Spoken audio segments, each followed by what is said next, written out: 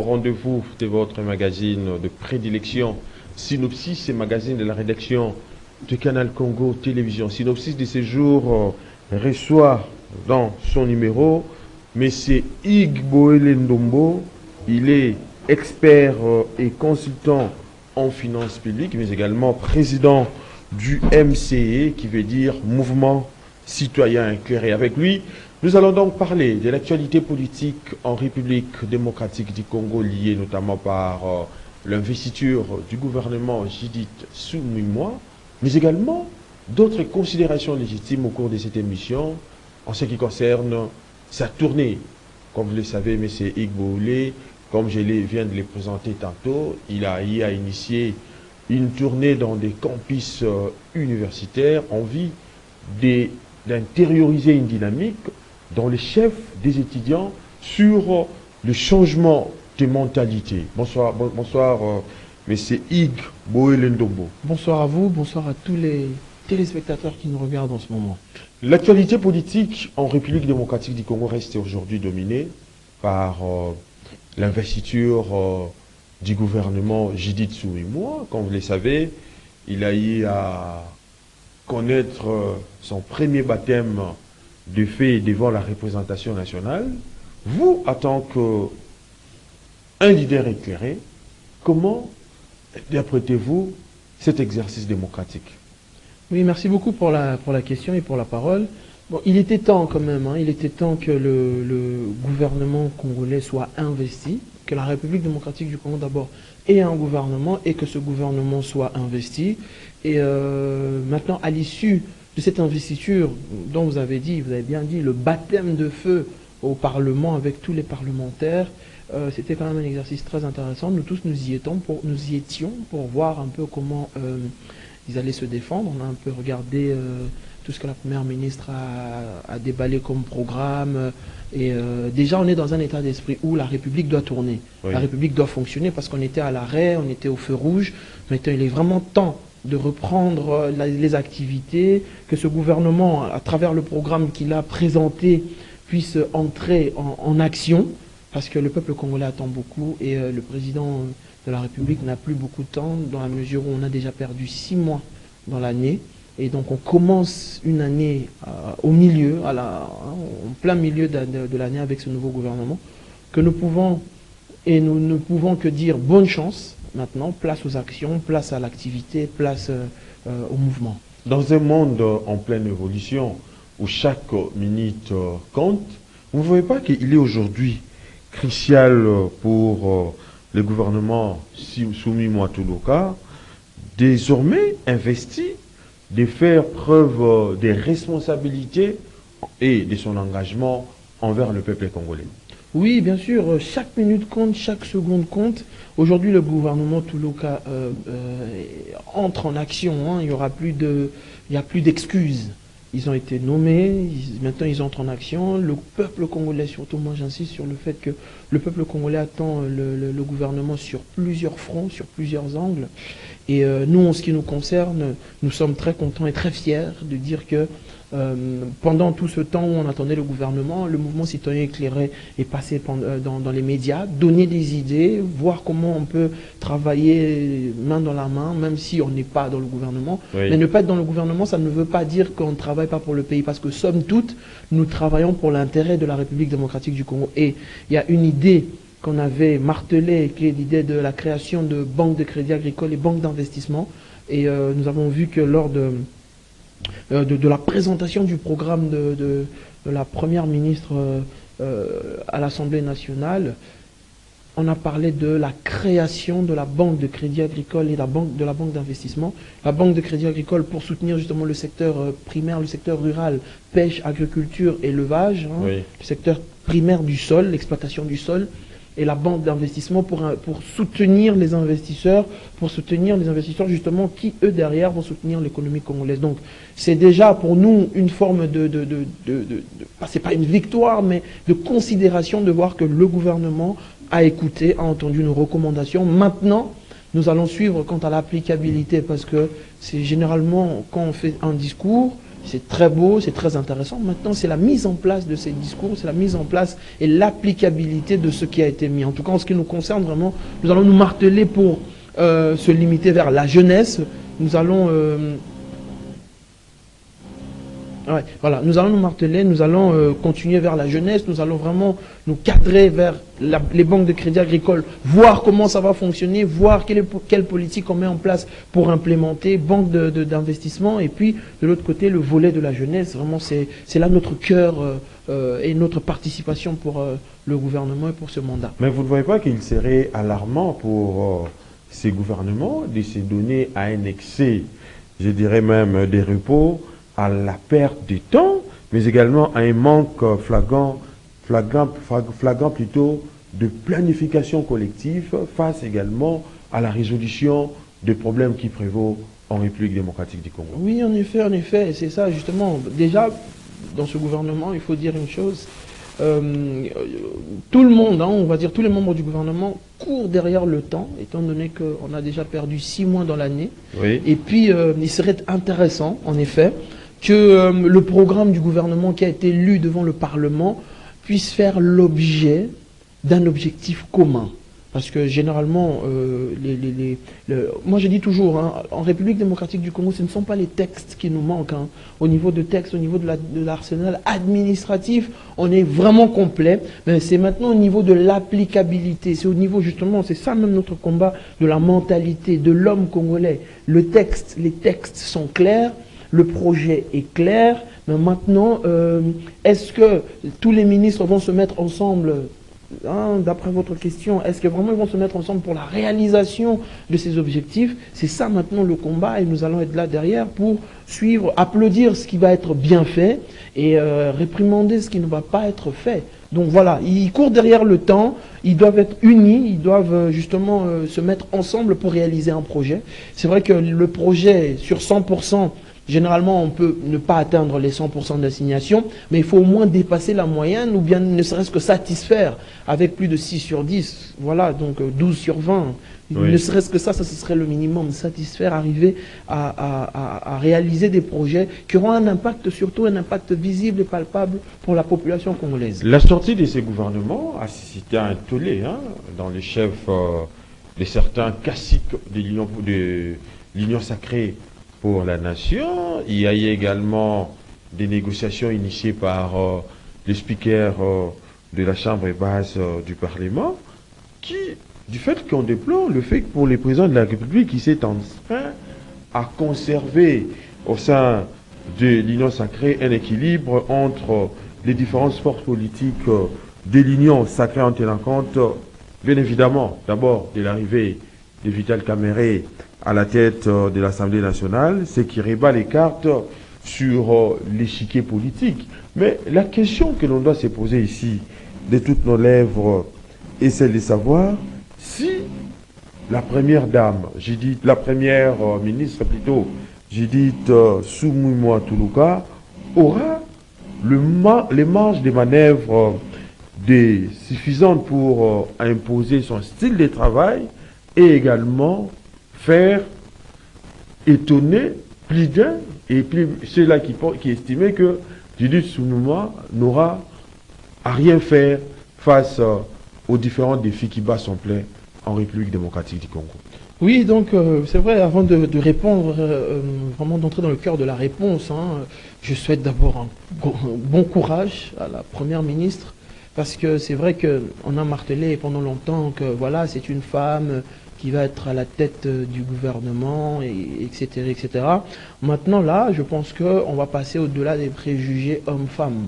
Maintenant, on va passer dans l'applicabilité et dans l'imposition d'un style. Là, maintenant, on n'est plus du tout dans le débat de genre. Maintenant, ça va être dans un débat d'intelligence, dans un débat de leadership. La balle sera complètement dans son camp et ce sera à elle maintenant d'imposer, de s'imposer, d'imposer ses idées et d'imposer son leadership. Vous savez, le leadership, on ne vous le donne pas. Le leadership, vous l'imposez. Et donc maintenant, je pense que bon, on ne l'impose pas non plus par la force, je veux dire, de manière brutale. Mais non, le leadership, il s'impose par la qualité du travail, par la qualité de la réflexion, par la qualité de la finalisation des projets. Donc voilà, moi je pense que la première ministre, elle aura maintenant à s'imposer dans un milieu masculin, dans un milieu et dans une société qui, on va dire, macho, où l'homme se pense supérieur et pense que son idée prévaut à celle de la femme. Et là, du coup, elle aura vraiment à s'imposer en tant qu'être humain, en tant que chef du gouvernement. Donc voilà, nous lui souhaitons une bonne chance. Mais maintenant, nous allons voir comment ça va fonctionner. Comment les projets vont être mis ensemble. Et ça va dépendre aussi de la marge que le président de la République va lui donner. Hein, parce que c'est vrai qu'on oublie, au-delà de tout, c'est le président de la République qui tient le bâton de commandement. À partir du moment où le président de la République transfère une partie de son pouvoir à la première ministre et que le président de la République tient en sorte que ce que la première ministre propose prévalent sur l'ensemble du gouvernement, je pense que c'est ce qui va lui donner aussi à la première ministre un levier. Donc c'est vraiment ce tandem président-premier ministre ou président-première ministre qui va impulser ou donner le là hein, pour la gestion du gouvernement. Donc voilà. Mais vous ne voyez pas que la longue attente qui a eu à pousser à la sortie de ces gouvernements, je dis, soumis-moi, Plusieurs estiment que cela est un signal inquiétant plutôt pour le président de la République, chez Félix-Antoine Tshisekedi Tshilombo, qui peine à s'imposer au sein de l'Union sacrée pour la nation, également au sein de la République démocratique du Congo. Vous, en tant que mentaliste, comment voyez-vous cet état des choses? Non, moi je pense que le président de la République, dans sa politique, vous savez, chacun a sa façon de diriger. Hein. Vous savez, il y a des chefs qui sont hyper autoritaires et il y en a d'autres qui sont plutôt conciliants, mais ça n'a aucun impact négatif sur leur autorité ou sur leur vision.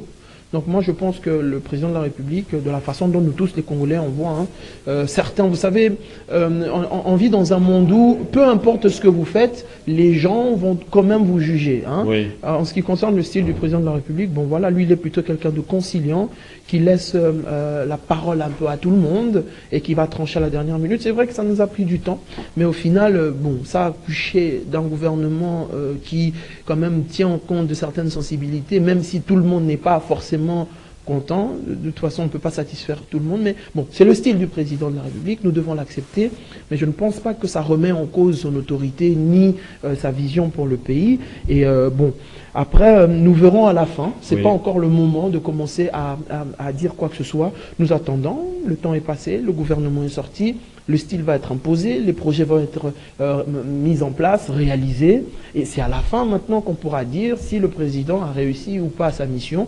Mais pour l'instant, laissons au président la latitude d'imposer son jeu et de voir là où ça va nous mener. Vous avez eu à participer à cette plénière sur l'ouverture à l'investiture du gouvernement Judith Sumimu. Il y a eu également des incidents politiques au Parlement congolais et qui a eu en même temps à perturber l'ordre pour le déroulement normal de cette séance plénière sur l'investiture du gouvernement, où on a vu les partisans de Mbosso qui ont eu à manifester brillamment leur soutien, allant jusqu'à remettre en question l'ordre protocolaire établi. Mais cette question ou cette situation soulève également des questions sur la dynamique politique au sein de l'Assemblée nationale. Vous, en tant qu'analyste, comment interprétez-vous les gestes de ces militants du CRD et sa signification politique? Ouais, c'est vrai, c'est très intéressant. Nous tous, nous avons constaté, nous avons épinglé, même le président de l'Assemblée nationale lui-même, il a épinglé le fait que, bon, si vous n'êtes pas d'accord, on va vous mettre à la porte. Moi, je regarde ça plutôt d'un œil, on est en démocratie, ok? Nous sommes en démocratie, c'était une cérémonie d'investiture du gouvernement ouvert au public, il y avait une émulation, bon voilà, je ne pense pas qu'un leader ou un autre a donné un mot d'ordre que quand nous serons dans la salle, scander mon nom ou quoi que ce soit. De toute façon, les cartes sont déjà, les dés sont jetés, les cartes sont déjà sur la table, peu importe qui scande quoi, où qui, quand, comment, ça n'aura pas forcément un impact parce que maintenant chacun doit prendre ses responsabilités. Mais il y a les uns qui estiment que c'est vraiment les reflets plutôt d'une rivalité au sein de ces bureaux définitifs de la Chambre basse du Parlement ou un désir de remettre en question l'autorité établie. Oui, non, mais maintenant c'est au président de l'Assemblée nationale qui connaît très bien cet exercice. Et eux tous, ce sont des politiciens qui connaissent cet exercice de la lutte du pouvoir. C'est à eux de discuter, c'est à eux de se mettre d'accord sur la façon dont ils vont gérer les choses. Nous sommes spectateurs par rapport à ça. Nous ne sommes ni de loin ni de près liés à leur conflit ou bien le fait que ça remette en doute. Oui. Nous ou moi, quand je dis moi, c'est vraiment nous, à travers le mouvement citoyen éclairé, nous attendons plus les résultats. Nous attendons plus ce qu'ils vont produire pour le peuple. Ils sont là pour représenter le peuple. Il faut dire aussi, à ce que nous regarde, qu'on rappelle que les députés sont les représentants du peuple. C'est le pouvoir du peuple, le pouvoir législatif.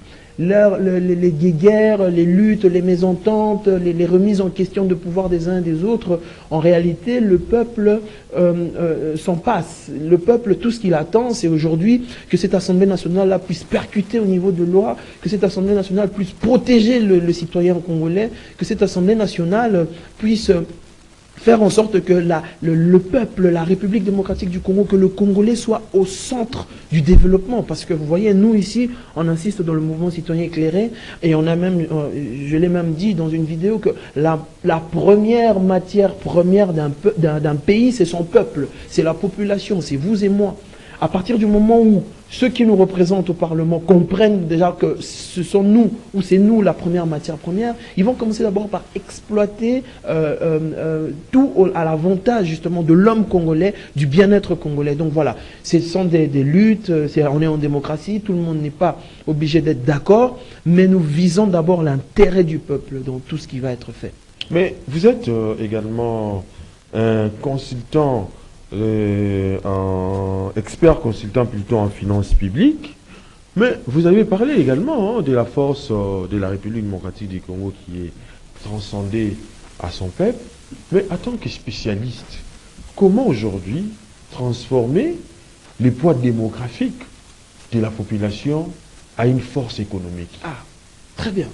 Déjà, nous saluons, avant de répondre à votre question, nous saluons quand même l'initiative du chef de l'État qui a tenu sa parole par rapport à son discours d'investiture où il avait dit qu'il allait injecter les jeunes dans la gestion de la chose publique. On a vu même, spéciale dédicace d'ailleurs au ministre des Finances, son Excellence Monsieur Doudou Fwamba, qui est un jeune qui va tenir les finances de l'État, et nous espérons que justement cette percussion d'un jeune qui a une vision différente peut emmener les choses de manière différente. Mais bon, ne nous méprenons pas, c'est la politique, c'est plusieurs pesanteurs, mais nous entendons le résultat final. Alors, le peuple, quand on investit dans le peuple, on investit dans la formation de ce peuple pour que ce peuple soit dirigé vers un métier, et ce métier qui va se convertir en économie. Je donne un exemple. Comment investir dans un peuple? Vous vous dites que notre projection ou notre vision, par là, il faut vraiment, voilà, on le voit d'ailleurs, le ministre des Finances qu'on salue, quand on se projette. C'est pour ça qu'on a parlé de la vision. Le programme du gouvernement est une vision que le gouvernement veut achever ou veut atteindre. Alors, à partir de ce moment où le gouvernement veut atteindre cette mission, il doit investir dans la formation des gens qui vont accompagner cette vision. Le gouvernement doit investir à faire en sorte que le peuple puisse comprendre cette vision. Parce que si, imaginons par exemple, je donne un exemple simple, on dit au niveau de la ville, 0 déchet, par exemple. Mais que le peuple n'a pas compris que c'est lui d'abord l'acteur de ce 0 déchet, même si le gouverneur ou le vice-gouverneur ou même l'ensemble de l'équipe du gouverneur parle de 0 déchet que le peuple n'a pas compris, vous voyez que cet investissement-là va aller dans l'eau.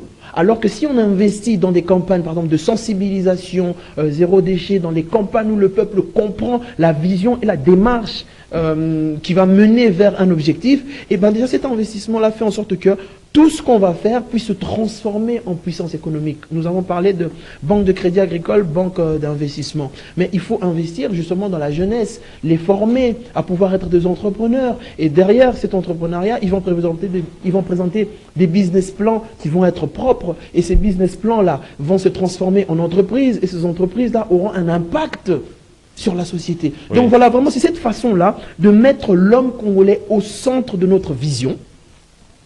Et à partir de ce fait que l'homme congolais est au centre de cette vision, on investit en lui pour que lui déclenche justement ce côté économique, puisse transformer cette vision en économie. Mais vous ne voyez pas que cela nécessite une prise de conscience collective, individuelle, mais également politique, à une élite qui sera prête de créer au Congo également des conditions de vie meilleures, telles que vous les mentionnez à travers également l'actuel ministre des Finances, Doudou Fwamba, qui peuvent ne serait-ce qu'impulser une dynamique pour le développement de la République démocratique du Congo. Oui, en effet, hein, vous savez, il est important. Moi, j'ai souligné l'impact, parce que vous savez, bon, je vais un peu aller de manière technique, hein.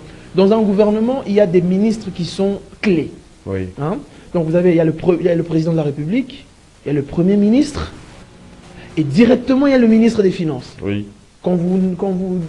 L'argentier du pays est un ministre. Malheureusement, on ne peut pas l'élever au niveau de VPM ou de ministre d'État parce que c'est trop de pouvoir. Oui. Mais déjà, là où il est l'argentier... Ils ont toujours une certaine influence. Ils ont même l'influence. Oui. C'est même le ministre des Finances qui a l'influence. Alors, moi, ce que j'insiste ici, pourquoi j'insiste sur le ministre des Finances? Parce que je pense qu'il a une charge très importante. Parce que c'est lui qui sait dire qu'il y a tel flux, telle entrée, telle sortie, on peut investir dans tel projet. C'est lui qui a la vision avec le président de la République et le Premier ministre. Et donc, si du coup, le ministre des Finances, à travers ce qu'il est en train de faire, comprend que par exemple qu'il faut investir dans la jeunesse, qu'il faut investir dans la formation, il faut investir dans l'homme congolais, et bien même au niveau des paiements, au niveau de tout ce qui est bancaire, au niveau de la politique, il va centraliser ça sur tout ce qui forme et il va faciliter les paiements dans tout ce qui est attrait au développement, à la formation par exemple de la jeunesse, un ministre qui accompagne la jeunesse, un ministre qui accompagne la vision du chef de l'État dans les projets, dans l'entrepreneuriat, dans les banques. Donc, cette façon de voir les choses, de centraliser, hein, à travers cette vision de l'argentier, du Premier ministre et du Président de la République, vont faire en sorte de donner le là sur la politique générale de comment ça va être mené. Parce que si le Président de la République donne des instructions qui passent par la Première ministre, vous pouvez faire tout ce que vous voulez, ça va retomber sur la table du ministre des Finances. Et lui, par rapport aux disponibilités qu'il peut avoir en banque, peut décider de faire passer un projet ou un autre en avant. Donc le ministre des Finances est un ministre que vraiment, sur lequel nous, la jeunesse congolaise, on compte dessus, parce qu'on sait que c'est un ministre qui est stratégique. Et à partir de là, maintenant, on pourra implémenter la politique et pouvoir canaliser la réussite des projets via ce ministère. Donc voilà, maintenant, je me suis un peu mêlé les pinceaux parce que j'expliquais cette histoire un peu comment le gouvernement fonctionnait grosso modo. Mais votre question était... Sur la prise de conscience politique indispensable à une élite qui peut créer au Congo des conditions meilleures. Justement, cette prise de conscience-là est nécessaire, est importante. Oui. Et chaque ministre, chaque membre du gouvernement, chaque Congolais, j'insiste, doit savoir que la prise de conscience individuelle est très importante pour le développement de notre pays. Oui. Le gouvernement, ce sont eux qui ont le bâton de commandement.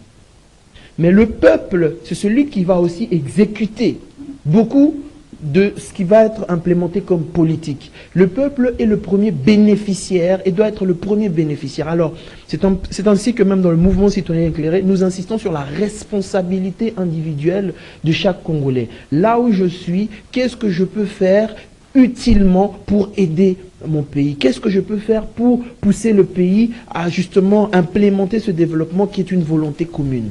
Donc voilà, c'est vraiment cette prise de conscience individuelle et le peuple passe d'abord avant nos intérêts privés. Oui. Il faut d'abord vraiment qu'on vise l'intérêt du peuple. J'insiste, quand vous voyez par exemple Emmanuel Macron ou un président d'un pays développé se déplacer par exemple dans les pays africains, ils ne viennent pas seuls.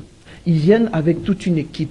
Mais cette équipe-là ne vise pas les intérêts personnels. Le président ou les présidents des pays développés, des grandes puissances, ne visent pas leurs intérêts. Ils visent d'abord les intérêts de leur nation, de leur peuple. À partir du moment où nous allons placer l'intérêt de la République démocratique du Congo au centre et avant l'être humain, même la politique du gouvernement sera implémentée avec succès. Mais si nous plaçons les intérêts privés, individuels, et que nous ne prenons pas conscience de manière générale sur ce qu'on veut faire de notre pays, malheureusement, tout ce qui a été lu au Parlement ne sera qu'un coup d'épée dans l'eau. Donc nous appelons vraiment à ce que les dirigeants puissent placer le pays au centre et que nous puissions implémenter des choses qui vont mettre l'homme congolais au centre et qui vont bénéficier ou qui seront qui vont faire en sorte que l'homme congolais soit le premier bénéficiaire de toute cette politique qui est mise en place. Mais vous prenez les changements des mentalités à travers les mouvements citoyens éclairés. Mais quelle lecture faites-vous devant la floraison des détournements qu'on constate ça et là au sein notamment de l'ancien gouvernement où on a vu l'ancien ministre des Finances, Nicolas Kazadi, cité nommément dans un dossier de lampadaires, forage, ainsi de suite. Cette problématique-là, des détournements, comment interprétez-vous? Bon, déjà, en tant que financier, oui. J'ai l'habitude des finances publiques, il faut savoir qu'un des ministres qu'on cible en premier, c'est celui qui est l'argentier. Oui. Vous voyez, dans cette affaire, jusqu'à présent, nous n'avons aucune preuve élucidée, claire et jugée que le ministre des Finances sortant est coupable de quoi que ce soit. Ce ne sont que des spéculations et le tribunal des réseaux sociaux qui a fait en sorte qu'aujourd'hui, on salisse une personne que la justice n'a pas encore complètement élucidé l'affaire.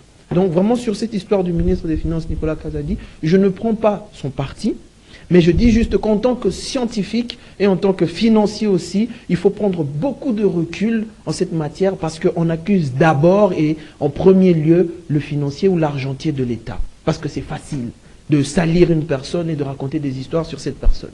Donc voilà.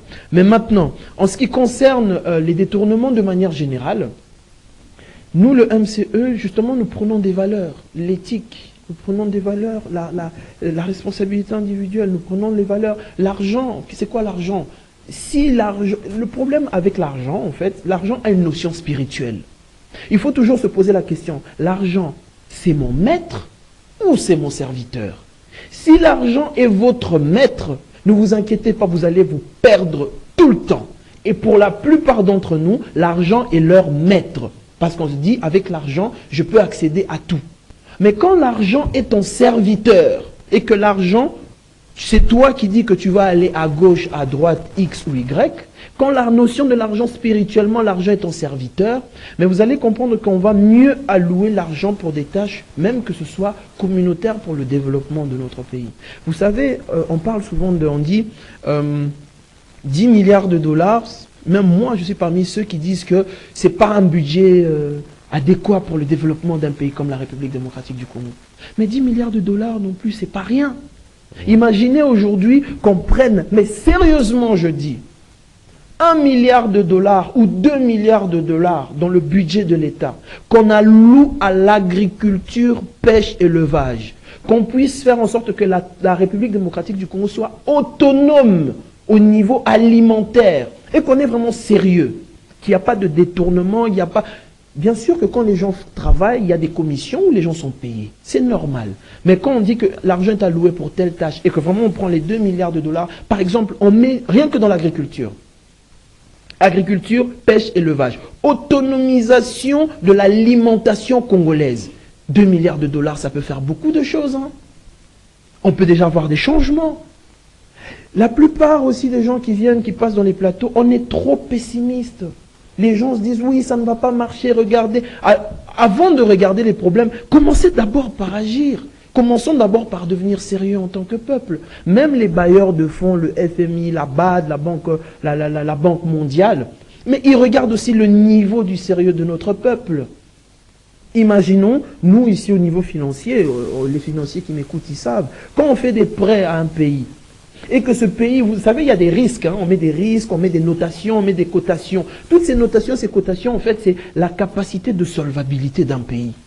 Est-ce que ce pays est solvable? À partir du moment où on traite avec nos partenaires et que nos partenaires se rendent compte que nous sommes un pays nous sommes solvables. Quand on nous prête l'argent, on respecte les échéanciers, on respecte les paiements et que l'argent qu'on nous a prêté a des résultats. Par exemple, moi j'insiste, aujourd'hui il n'y a pas de magie. Vous pouvez dire ce que vous voulez, aménageons le territoire pour que l'agriculture devienne au centre. Les mines, comme j'entendais même...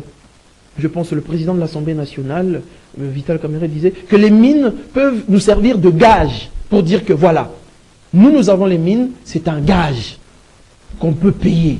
Même là, l'agriculture, 2 milliards de dollars, sérieux, projet sur 5 ans. On va commencer déjà à avoir des différences parce que la RDC importe 90% de ce qu'elle utilise, que ce soit la nourriture, que ce soit les vêtements.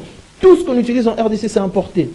Bon, maintenant, dites-moi, dans un pays où vous ne faites que importer, à quel moment votre économie va être puissante? Mais vous avez hier abordé plusieurs matières à la fois.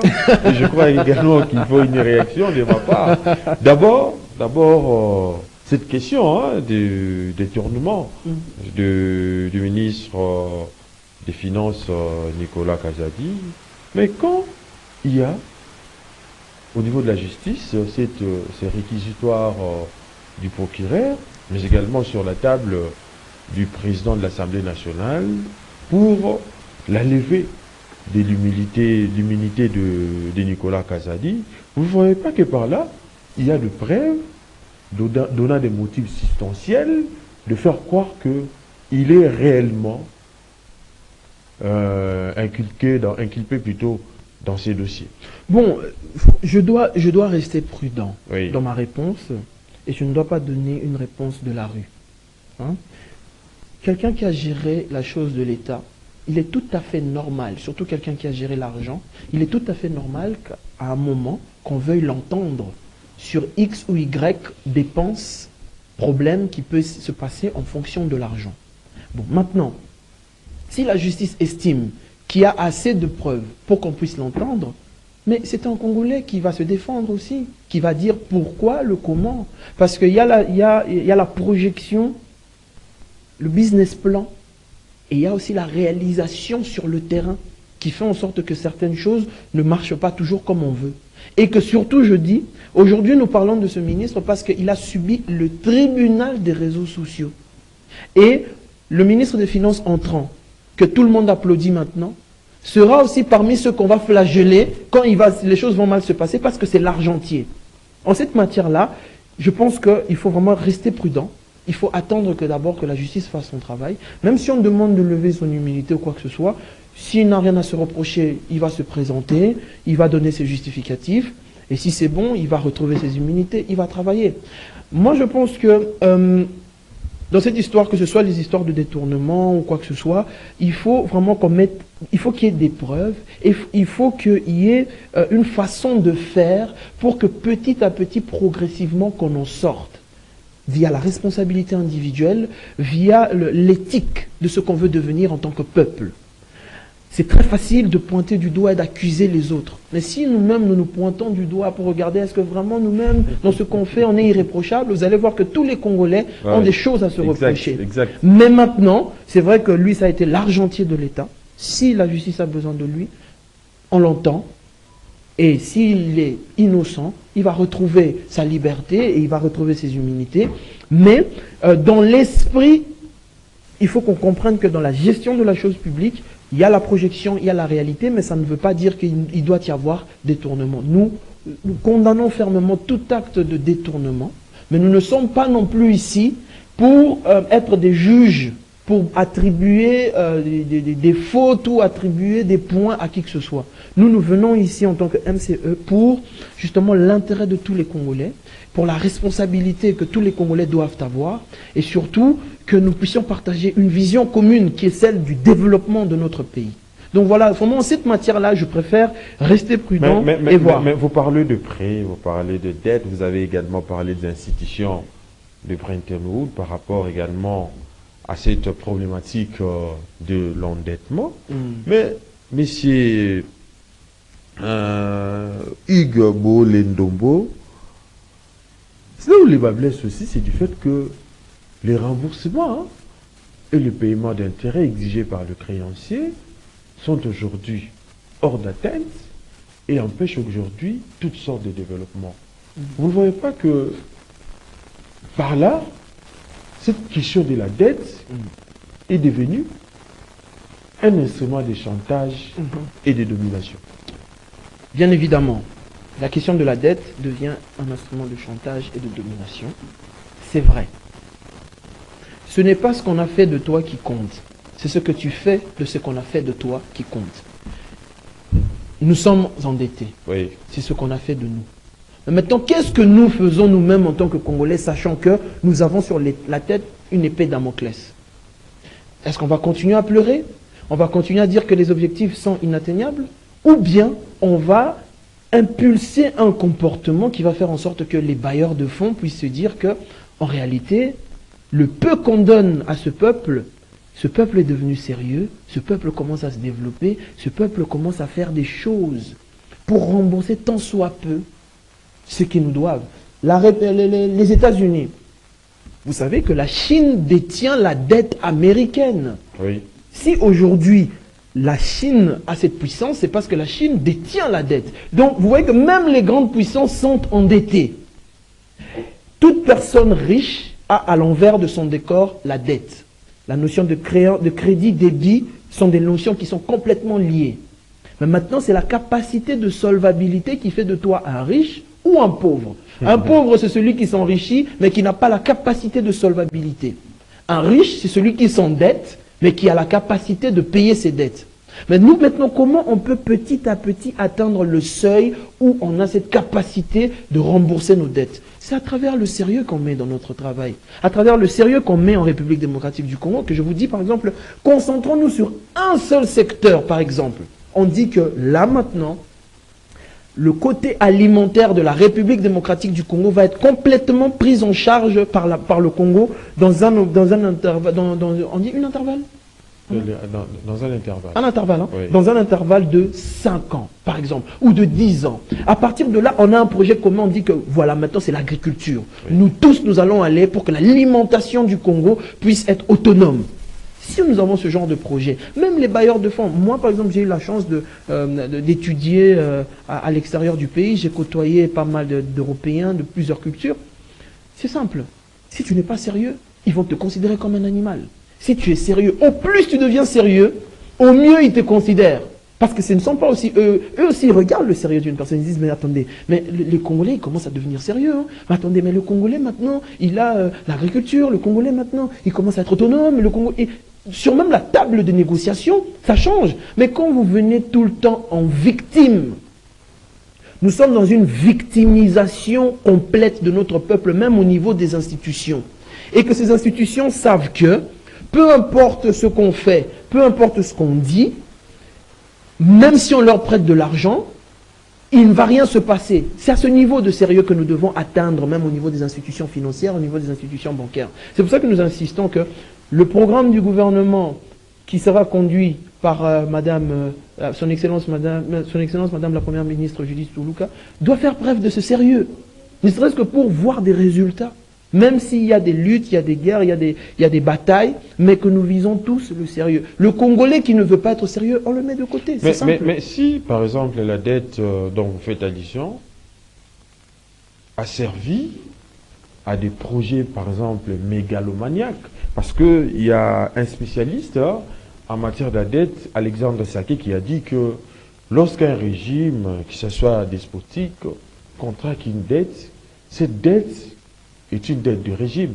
Ça tombe au même moment où les régimes tombent. Mais pourquoi nous, la République démocratique du Congo, nous avons eu à payer ou à rembourser une dette qui tire son origine depuis l'époque coloniale? Oui, bon, un pays, vous savez, nous sommes des êtres humains, nous allons passer, mais le pays, lui, il reste. Oui. Hein, le pays... La notion d'endettement d'un pays, ça peut aller sur 50, 100 ans, parce que voilà, ce sont des régimes qui changent. Et les pays sont toujours tout le temps endettés et progressivement payent leurs dettes, font tomber des dettes, prennent d'autres engagements. Donc payer des dettes, des dettes du passé, ce n'est pas du tout antinomique, ce n'est pas du tout quelque chose de mauvais. Mais c'est justement cette capacité-là de négociation et de rediscuter la dette. Vous voyez, au niveau de la dette, vraiment, c'est cette histoire. Par exemple, il y a plusieurs formes de dettes que le pays paye aujourd'hui, ou bien que d'autres pays nous doivent. Et c'est comme ça que les pays fonctionnent. À travers la dette, on se prête de l'argent, on rembourse, on annule une dette parce qu'il y a tels avantages, tel ou tel autre avantage, parce que le régime a changé ou quoi que ce soit. Maintenant, là, c'est au niveau vraiment politique et au niveau étatique que ça se discute, cette notion de la dette. Mais que le peuple qui nous entend sache que c'est complètement normal quand on parle de la notion de la richesse, qu'on parle aussi de la notion de la dette. Ce sont des notions qui sont complètement liées. Mais maintenant, c'est notre capacité de sérieux et de petit à petit à devenir solvable par rapport à nos créanciers qui vont faire en sorte qu'on puisse alléger et qu'on sorte petit à petit la tête de l'eau. Nous acheminons déjà vers la fin. Nous avons été financiers aujourd'hui. Hein. Monsieur Hugues Ndombobole, il y a également votre initiative à travers des tournées dans des campus universitaires pour inculquer, ou là où vous avez au moins un rôle hautement pédagogique que vous jouez, qui consiste à expliquer aux étudiants la quintessence changement de mentalité. Qu'en est-il exactement? Oui, comme je dis, hein, en tout cas, nous faisons le tour des universités et nous rencontrons un sentiment positif, un sentiment valide des universitaires et des jeunes étudiants qui veulent et qui démontrent qu'ils veulent changer. Ils veulent vraiment que ce pays puisse se développer, ils veulent évoluer. Et ça passe par l'évolution justement de notre mentalité. Nous sommes très contents, nous continuons à faire nos campus tours. Nous appelons d'ailleurs les partenaires qui veulent nous soutenir parce que c'est une démarche qui est patriotique. Hein. Oui. Très peu de gens viennent dans un objectif vraiment patriotique et personnel pour aider justement un peuple. Et si nous le faisons à travers le MCE, c'est justement parce que nous avons compris que pour que notre pays puisse se développer, nous devons d'abord toucher l'ordinateur central, qui est la mentalité. À partir du moment où on touche la mentalité et que le peuple congolais comprend que c'est notre comportement et notre responsabilité individuelle qui va impulser le développement de notre pays, c'est là maintenant que notre pays va se développer. Et nous sommes contents que les étudiants puissent l'accueillir à bras ouverts. Nous continuons à le faire et nous demandons vraiment le soutien parce que ça va permettre à notre pays de se développer. Et bravo aux étudiants qui nous ont déjà reçus dans leurs universités, les recteurs, les doyens. Et bravo aussi à ceux qui nous attendent, parce que c'est un programme vraiment qui va prendre le temps de s'installer et d'être compris, d'être intériorisé par l'ensemble de la population congolaise. Très bien. En tout cas, nous sommes arrivés à la fin de cette émission. Je vous rappelle que nous avions reçu pour vous M. Igibole Ndombo. Il est président fondateur du MCE, qui veut dire Mouvement Citoyen Éclairé. Il est également expert et consultant en finances publiques. Avec lui, aujourd'hui, au cours de cette émission, nous avions eu à parler d'abord de l'actualité politique sur l'investiture du gouvernement Judith Suminwa, mais également cette question de la dette extérieure, intérieure également, mais aussi un certain nombre de considérations légitimes liées également au détournement des deniers publics, mais au FIDISH. Nous avions abordé cette tournée dans des campus universitaires pour expliquer la problématique sur les changements de mentalité. On se retrouve prochainement avec les autres invités, mais d'ici là, portez-vous bien et bonne suite des programmes sur Canal Congo Télévision, la télé thématique.